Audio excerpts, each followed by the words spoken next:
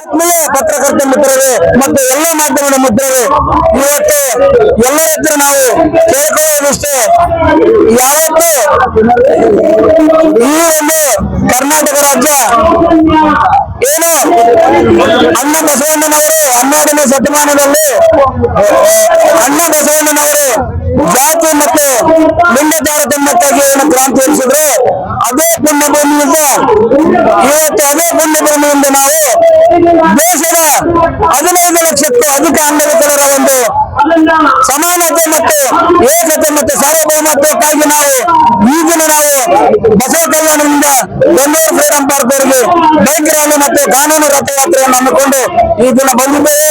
ನಮ್ಮ ಉದ್ದೇಶ ಇಷ್ಟೇ, ಯಾವ ಸರ್ಕಾರವನ್ನಾಗ್ಲಿ ಯಾವ ಅಧಿಕಾರವನ್ನಾಗ್ಲಿ ನಾವು ದ್ವೇಷಿಸಬೇಕೆನ್ನೋದಲ್ಲ. ನಮ್ಮ ಉದ್ದೇಶ ಇಷ್ಟೇ, ಯಾವ ಬಾಬಾ ಸಾಹೇಬ್ ಅಂಬೇಡ್ಕರ್ ಅವರ ಸಂವಿಧಾನದ ಪೀಠಿಕೆಯನ್ನು ನೀವು ಕೈಯಲ್ಲಿ ಹಿಡ್ಕೊಂಡು ಹೋಗ್ತಾ ಇದ್ರೆ, ವ್ಯಕ್ತಿ ಗೌರವ ಮತ್ತು ಸಾಮಾಜಿಕ ನ್ಯಾಯ ಸಾರ್ವಭೌಮತ್ವ ನಮ್ಮೆಲ್ಲರ ಆದ್ಯ ಕರ್ತವ್ಯ ಅಂತ ಪ್ರಮಾಣ ವಚನ ಭಾರತದ ಹೆಸರಲ್ಲಿ ನೀವು ಏನು ಪ್ರಮಾಣ ವಚನ ಮಾಡ್ತೀರಿ, ಆ ಬಾಬಾ ಸಾಹೇಬರ ಒಂದು ಸಂವಿಧಾನಕ್ಕೆ ಅನ್ಯಾಯ ಮಾಡ್ತೀರಿ ಅನ್ನುವಂತ ಮಾತನ್ನು ಇಟ್ಕೊಂಡು ನಮಗೆ ಯಾಕೆ ವ್ಯಕ್ತಿ ಗೌರವ ಇಲ್ಲ, ನಾವು ಮನುಷ್ಯರಲ್ಲ, ನಾವು ವ್ಯಕ್ತಿಗಳಲ್ವಾ, ನಾವು ಸಾಮಾಜಿಕ ನ್ಯಾಯ ನಾವಲ್ವಾ ಅನ್ನುವಂತ ಒಂದು ಮಾತನ್ನು ಇಟ್ಕೊಂಡು ನಾವು ನಮ್ಮ ಸಿದ್ದರಾಮಯ್ಯನವರು ನೀವು ಕಾನೂನು ತಜ್ಞರು, ಯಾಕಂದ್ರೆ ನಿಮ್ಮಷ್ಟು ಕಾನೂನು ಯಾರು ಬಗೆಹರಿಲ್ಲ ಅಂತ ನಾವು ಭಾವಿಸುತ್ತೇವೆ.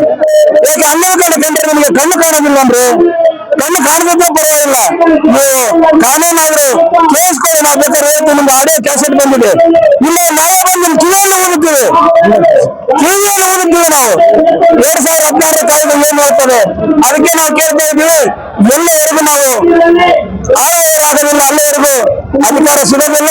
ಡಾಕ್ಟರ್ ಬಾಬಾ ಸಾಹೇಬ್ ಅಂಬೇಡ್ಕರ್ ಅದನ್ನೇ ಹೇಳ್ತಾರೆ, ಆ ಅಧಿಕಾರ ಸಿಗದ ಹೊರತು ಅಭಿವೃದ್ಧಿ ಸಾಧ್ಯನೇ ಇಲ್ಲ ಅಂತ. ಹಾಗಾಗಿ ನಮ್ಮ ಅಂಗವಿಕಲರ ರಾಜಕೀಯ ಕಡೆ ಅನ್ನುವಂತ ಅಭಿಯಾನವನ್ನು ಹಮ್ಮಿಕೊಂಡು ಬಂದು ಇವತ್ತು ಇಲ್ಲಿ ನಮ್ಮ ಸಿದ್ದರಾಮಯ್ಯನವರು ಬಂದು ಈ ಒಂದು ಮನವಿಯನ್ನು ಸ್ವೀಕರಿಸಿ ನಮ್ಗೆ ಅಧಿಕೃತ ಆದೇಶ ಹೊರಡಿಸಿದ್ರು. ನಾವು ಒದ್ದೊಳಗಿಲ್ಲ, ಒಂದು ವೇಳೆ ಬರ್ದಿದ್ರೆ ಇವತ್ತು ಫ್ರೀಡಂ ಪಾರ್ಕ್ ಅಲ್ಲಿ ಕುಂತಿದ್ದೇವೆ.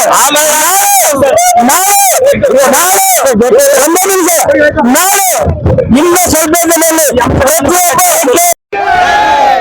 ಎಲ್ಲಿವರೆಗೂ ಹೋರಾಟ, ಅದಕ್ಕಾಗಿ ಹೋರಾಟ ಬೇಕೇ ಬೇಕು.